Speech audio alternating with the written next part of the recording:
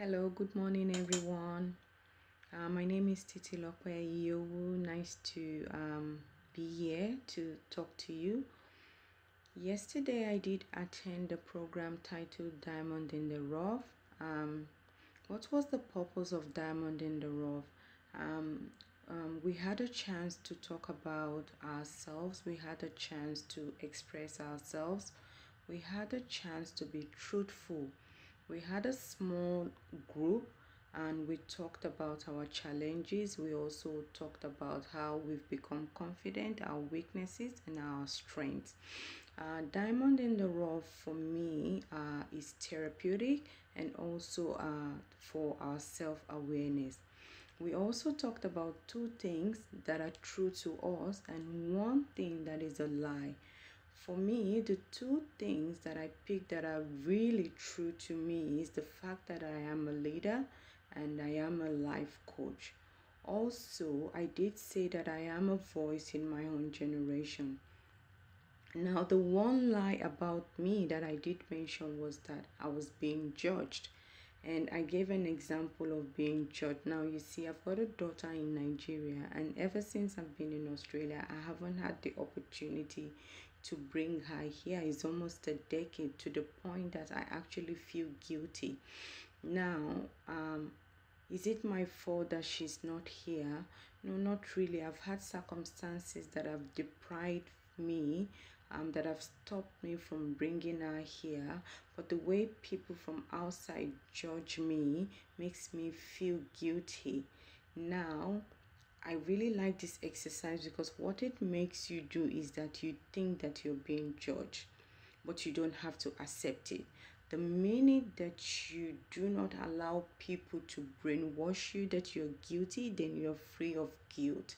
So I was able to express myself with the way family and friends have spoken to me about my own daughter. I did give birth to her, and it's my joy for her to be with me, and the fact that she's not with me is so painful for me.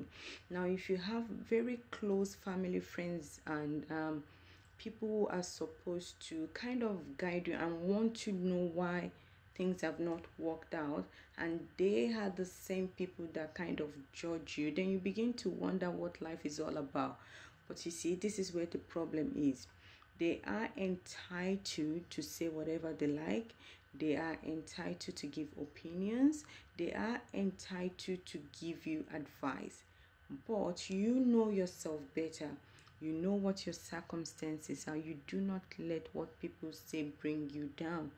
Instead, take in whatever they've said, remove all the shafts, take what is of advantage to you, and perhaps use that as a medium to assess and appraise yourself and see why things have not worked out. And I'm really glad I had to say that, and now I've got a plan and I hope that will work for me. So in essence, what I'm trying to tell you is that you also can do the exercise. Think about yourself. Think of two things that you think are really wonderful about you, and think of how you feel that you've been judged, because in any way you will feel at some point in time that somebody, or a family or a friend have said something about you. And don't take it personal. Instead, take that which you've heard, remove what is negative about it, and turn it into something positive and kind of work on it, which is what I'm working on now. And I hope things will improve, because there's nobody without a problem. You see, the most important thing is identifying that problem and identifying the obstacles of the problem. You want to remove the obstacles, one at a time. Another thing that I enjoyed about the program was that we also did a mirror exercise.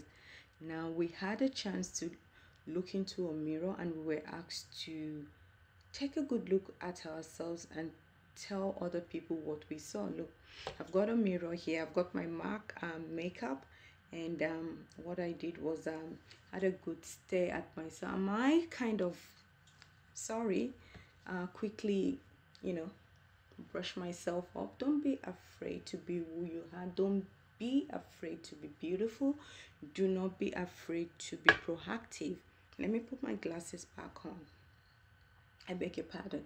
So we had a chance to look straight into the mirror for a few seconds or minutes. Now I'm having a look in the mirror, and I will tell you exactly what I saw yesterday. That's my mirror and my makeup. What I saw yesterday, let's have a look so that we don't say something else. What I saw yesterday was I saw some pimples on my face, and that's physical because you can actually see it. And I wondered where the pimples came from because I'm not usually somebody who has pimples or spots on my face. And then I came to the conclusion that it must have been stress because I travel like 2 hours to walk and then 2 hours to come back. So for that it might be a bit stressful, but instead of taking that as negative, I took it as positive, and to kind of know how to balance my life and stress, maybe perhaps rest a bit more. And also, what did I see again? I saw slim and I saw gorgeous. Now you'll be surprised how people who are very close to you, your family members, will be the first to make comments. And don't take it personal. I've had people tell me, "Oh, what's wrong with you? Oh, you look stressed. Oh, you look this." Don't take it personal. Just taking what they say, take the negatives out, like I said, and use the positive. Now I'll tell you, in my workplace, on the very same day, you'll be surprised the different kind of comments you get.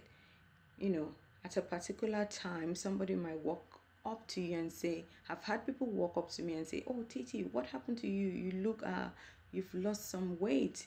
And then I'll say, "Oh, is it good, or is it bad?" Because one thing about losing weight is that you have to have a motive for losing weight. If you lose weight unnecessarily, or there are health issues associated with you losing weight, then you want to become worried. And so I do ask them, is it a good thing, or is it a bad thing? And then they don't have an answer for that. So for me, I just chuck it aside, but then I also keep it at the back of my mind. I go and check my weight to make sure that everything is okay. And when I check it, I think, oh, everything is okay. Now on the same day, somebody else may walk up to you and say, "Oh, Titi, look at you, you look gorgeous." So people have different perspective and opinion of, may have an opinion of you, but you have to know yourself. You have to be able to assess yourself and be able to appraise yourself, know who you are, and kind of balance life. Know what your weaknesses are and your strengths are. Let it be okay with you to take in what is negative about you and work on it, because that's the only way you improve in life. Because if you just continue working on your positive, it's the same thing. But if you work on something negative about you, then you have a chance to actually brainstorm, and you grow and develop in the way you think. Your critical thinking will be more effective. So we did a mirror exercise. You can do that as well, maybe in the morning, or if you've got your makeup mirror, take a good look at yourself and write it down. Write what you see, positive or negative. Give yourself a treat with the positive, and with the negative, kind of work on it. What else did we talk about? We also talked about affirmations. Now, it is okay to say things that are positive about you. I like to say I'm a voice in my generation. I like to say that I'm a leader. I like to say I'm pretty. But I also like to talk about my projects. I want to write a book. I want to do a coaching online. I want to make my own dress later in perhaps in few years. I've got a sewing machine that I've never used before. I hope I get to use it. So when you say positive things like that, you can get a journal where you write things into them daily, and these are positive affirmations. But one thing that worries me is people writing down affirmations without actions. Now, I will tell you that affirmations can be inspirational, at the same time motivational. But this is where the problem comes. You write it down, you don't take an action. Imagine somebody saying, in the next few years, I would like to make my dress like me. I've got my sewing machine, which I take a look at almost every day, and I never get to open the box. So that means that that affirmation might not become a testimony. The only way your affirmations can become a testimony is you actually acting on your positive thought, not the negative one. You can also act on your negative, don't get me wrong. Acting on your negativity is writing what you feel that is negative about you, developing a plan to see how you can eliminate it. And the most important thing is that allow yourself to be guided by people.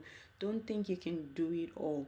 If you're a life coach, speak to other life coaches because they've got something that you don't have, and so you also can share with people. And this is what I've got to tell you today. Get to know who you are, your self-importance in your community, in your home.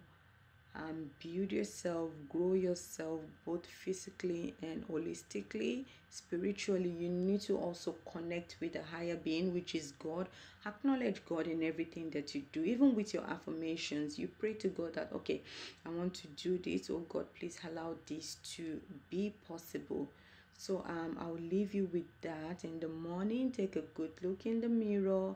Write down what you see. Don't be afraid to be vulnerable yet confident. Speak to people, okay? Don't be afraid to make a phone call to say, I need this. It doesn't mean that people will give you what you ask for, but it just shows you who people are and what life is all about, and perhaps what you need to do. In the past, I've had financial breakdown. Even now I'm still struggling a little bit with my finances, and I've in the past had to talk to family members, and they did give me money to get back on my feet. It's not like I don't have a job. I do have a job, but if you need something that other people have, like I said in my other video, you need to be vulnerable yet confident to ask people for help. So I will leave you with that, and I hope the next time I speak to you, you already have the journal and working on that thing and just being proactive, being a voice in your generation. I'll leave you with that. Thank you very much for listening. Bye for now.